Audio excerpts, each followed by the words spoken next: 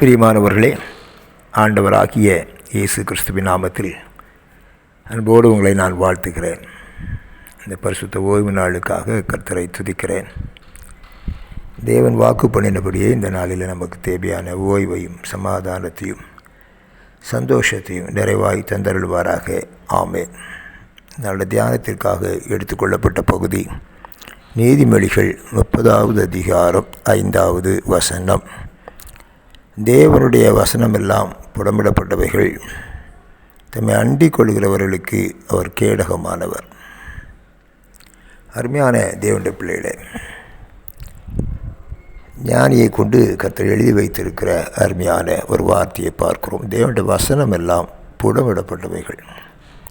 அவர் சொல்கிறார், வேதாகமத்தில் எவைகள் எல்லாம் சொல்லப்பட்டிருக்கிறதோ, எவைகள் எல்லாம் எழுதி கொடுக்கப்பட்டிருக்கிறதோ, அவைகள் எல்லாமே முழுவதுமாக புடமிடப்பட்டு ஆராய்ச்சி செய்யப்பட்டு அதனுடைய நம்பகத்தன்மை உறுதி செய்யப்பட்ட பின்பு அது நமக்காக எழுதி கொடுக்கப்பட்டிருக்கிறது.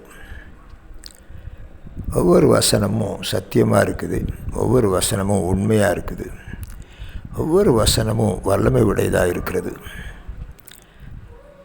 அந்த வசனம் நமக்கு உதவி செய்கிறது என்பதை பார்க்கிறோம். அதுதான் அவர் எழுதுகிறார். 5வது வசனத்தில், தம்மை அண்டிக் கொள்ளுகிறவர்களுக்கு அவர் கேடகமாய் இருக்கிறார். அவர் கேடகமாய் இருக்கிறார் என்பது வேதாகமத்தின் பல பகுதிகளில் எழுதி வைத்திருக்கிறதை பார்க்கிறோம். விசேஷமாக சங்கீத பகுதிகளில் அரசர் பல இடங்களில் அவைகளை குறிப்பிடுகிறதை பார்க்கிறோம்.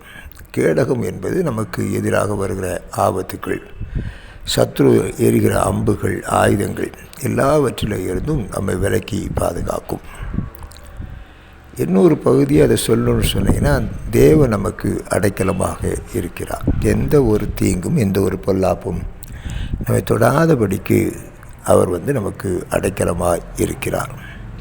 அன்பானவர்களே, அதனால் அவர் அண்டிக் கொள்ளுகிறவர்களுக்கு அவர் கேடகமாக இருக்கிறார் என்று சொல்லப்பட்டிருக்கிறது. அவரை அண்டிக் கொள்கிற யாவரும் பாக்கியவான்கள்.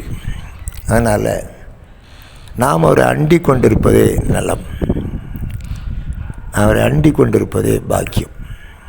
அவரை அண்டிக் கொள்ளுவோம், அவரை ஒட்டி பிடிச்சிக்குவோம், அவர் சார்ந்து கொள்ளுவோம். இந்த அண்டிக் கொள்ளுதல் அப்படிங்கிற வார்த்தை எப்படின்னு கேட்டிங்கன்னா, இந்த சின்ன பிள்ளைங்க எதையாவது ஒன்றை பார்த்து பயந்தால் ஓடி தகப்பனையோ தாயோ கட்டி பிடித்து கொள்ளும். அதைத்தான் அண்டிக் கொள்ளுதல் அப்படிங்கிற வார்த்தையினால் குறிப்பிடுகிறார்கள். அப்படியே தேவனுடைய பிள்ளைகள் ஒவ்வொருவரும் ஆண்டவரை அண்டிக் கொள்ள வேண்டும் என்று எதிர்பார்க்கிறார். அதனால் தேவன் சொன்ன வார்த்தைகள் எல்லாம் புடமிடப்பட்டவைகள், அது மாறாதவைகள். அவர் நமக்கு அடைக்கலமும் நமக்கு கேடகமாக இருக்கிறார். எந்த ஒன்று நம்மை தொடாதபடிக்கு அவர் காத்துக்கொள்ள வல்லமையுள்ள தேவனாக இருக்கிறார். அவர் சிலர் அண்டிக் கொள்கிற யாவரும் பாக்கியவான்கள். சங்கீதம் 57 சங்கீதக்காரர் சொல்கிற, விக்கிரங்கள் கடந்து போகும் மட்டும் நான் அவரை அண்டிக் கொள்ளுவேன் என்று சொல்லுகிறார். அதனால் இந்த உலகத்தில் அவரை அண்டிக் கொள்வதே பாக்கியம். அவரை அண்டிக் கொள்வோம். ஒரு குழந்தையைப் போல நாமும் கூட அவரை அண்டிக் கொள்ளுவோம். நாம் பாக்கியவான்களாக இருப்போம் என்பதில் சந்தேகமில்லை. அப்படிப்பட்ட கிருபைகளை கர்த்தர் நமக்கு தருவாராக. ஆமென், ஆமென்.